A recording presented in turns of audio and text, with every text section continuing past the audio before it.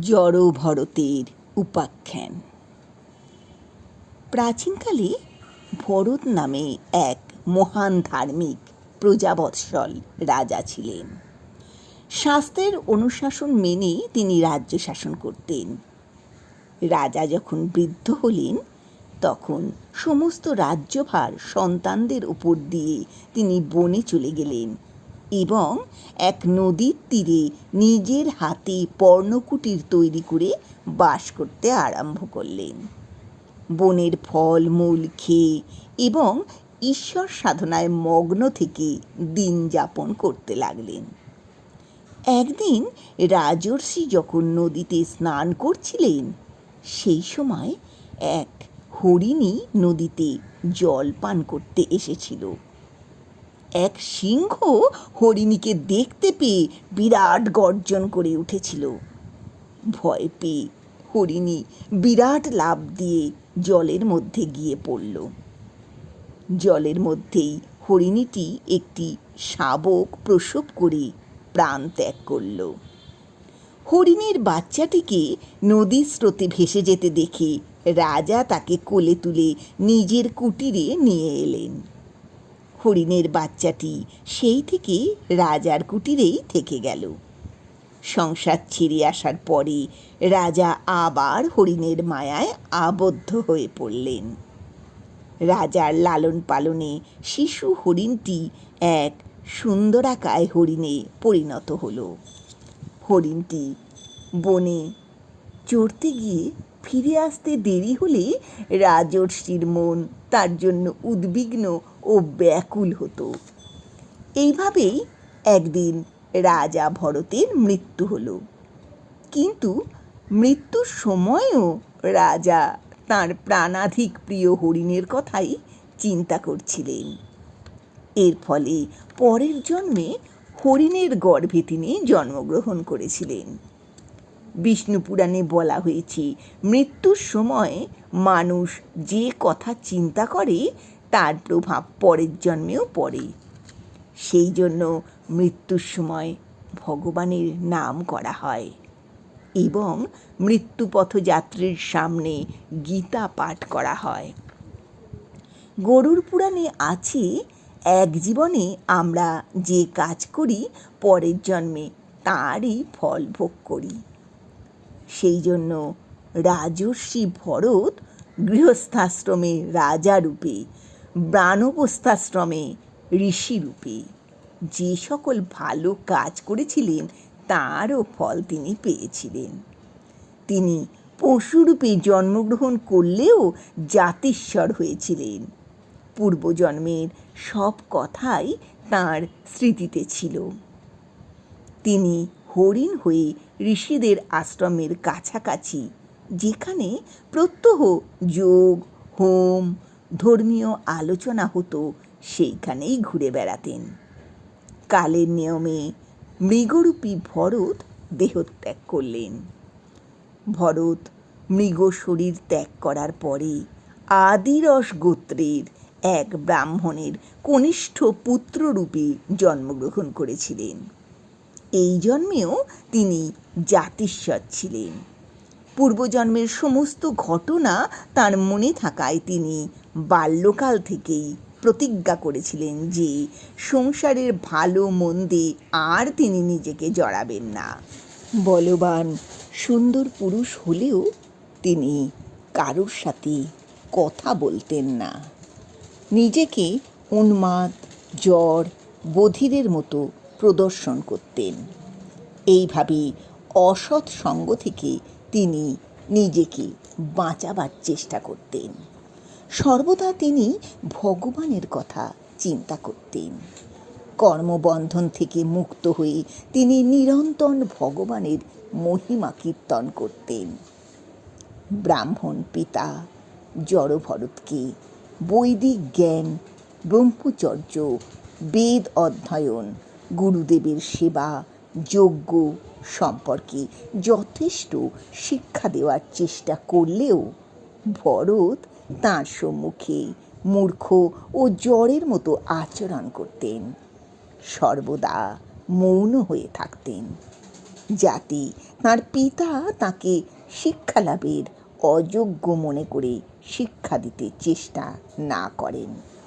সর্বদা জ্বরের মতো থাকতেন বলে লোকেরা তাঁকে জড়ভরত নামে ডাকতে শুরু করল।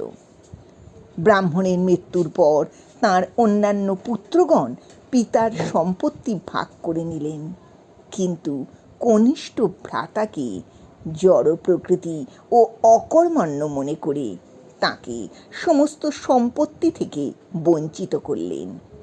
তাকে কেবল জীবন ধারণের জন্যে খাবার দিতেন। ভাইয়ের বউয়েরা তার সঙ্গে খারাপ ব্যবহার করতেন, তাকে কঠোর পরিশ্রমের কাজ দিতেন, কাজ না করতে পারলে দুর্ব্যবহার করতেন।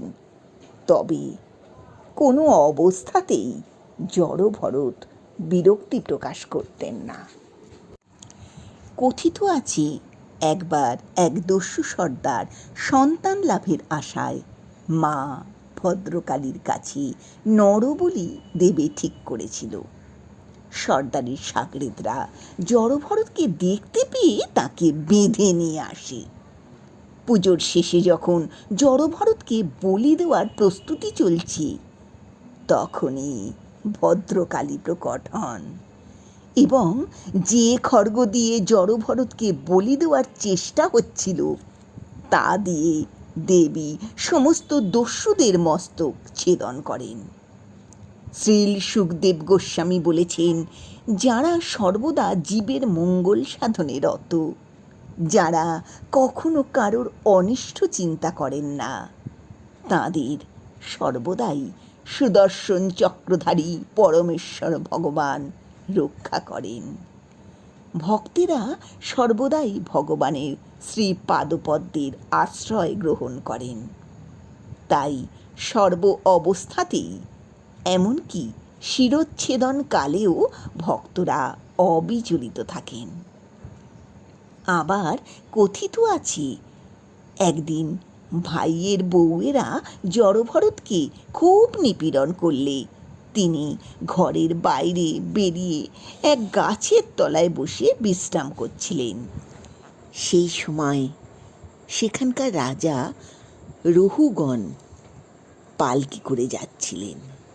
হঠাৎ একজন পালকি বাহক অসুস্থ হয়ে পড়লে রাজার অনুচরেরা পালকি বহনের জন্যে একজন লোক খুঁজতে লাগলেন। সেই সময় জড়ভরতকে গাছের নিচে বসে থাকতে দেখে রাজার অনুচরেরা তাকে জিজ্ঞেস করলেন সে পালকি বহন করতে রাজি আছে কিনা। জড়ভরত কোনো উত্তর না দেওয়ায় অনুচরেরা জোর করে ধরে নিয়ে গিয়ে পালকি বহনে লাগিয়ে দেয়। ভরতও নীরবে পালকি বইতে লাগলেন। কিছুক্ষণ বাদে রাজা দেখলেন পালকি এলোমেলোভাবে চলছে। রাজা ভরতকে বললেন, মূর্খ, যদি তোর কাঁধে ব্যথা হয়ে থাকে, যদি ক্লান্ত অনুভব করিস, তবে কিছুক্ষণ বিশ্রাম কর।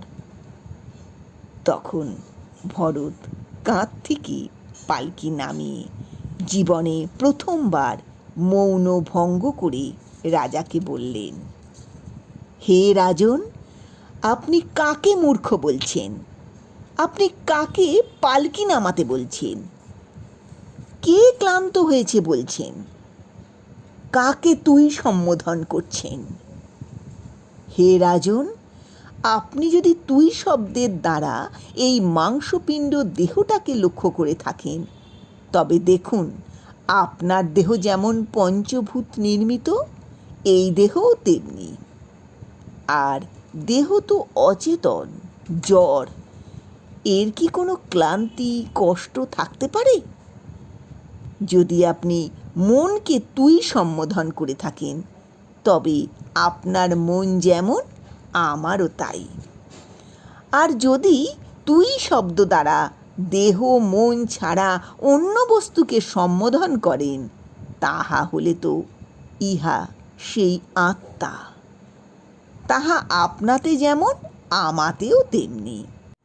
জগতের মধ্যে ইহা সেই একমেবাদ্বিতীয়ম তত্ত্ব। কিন্তু আত্মা কখনো ক্লান্ত হতে পারে? আত্মা কখনো আহত হতে পারে? আসলে রাস্তায় থাকা কীট পতঙ্গগুলো যাতে আমার দ্বারা পদদলিত না হয়, তাই তাদের বাঁচাতে সাবধানে চলার জন্যে পালকির গতি এলোমেলো হচ্ছিল। আত্মা কখনো ক্লান্ত বা দুর্বলতা অনুভব করে না। আত্মা সর্বব্যাপী, সর্বশক্তিমান। এইভাবে ভরত আত্মার স্বরূপ বিষয়ে রাজাকে অনেক উপদেশ দিলেন। রাজা পূর্বে নিজেকে বিদ্যা ও জ্ঞানের জন্য গর্ব অনুভব করতেন। ভরতের উপদেশ শুনে তাঁর গর্ব চূর্ণ হলো। তিনি পালকি থেকে নেমে ভরতের চরণে লুটিয়ে পড়লেন। বললেন, আমি না জেনেই আপনাকে পালকি বহনের কাজে নিযুক্ত করেছিলাম, আমাকে ক্ষমা করুন। ভরত রাজাকে আশীর্বাদ করে তাঁর পুরনো স্থানে ফিরে গেলেন এবং নীরবে দিন যাপন করতে লাগলেন। অবশেষে দেহত্যাগ করার পরে ভরত চিরদিনের জন্যে জন্ম মৃত্যুর বন্ধন থেকে মুক্ত হয়েছিলেন।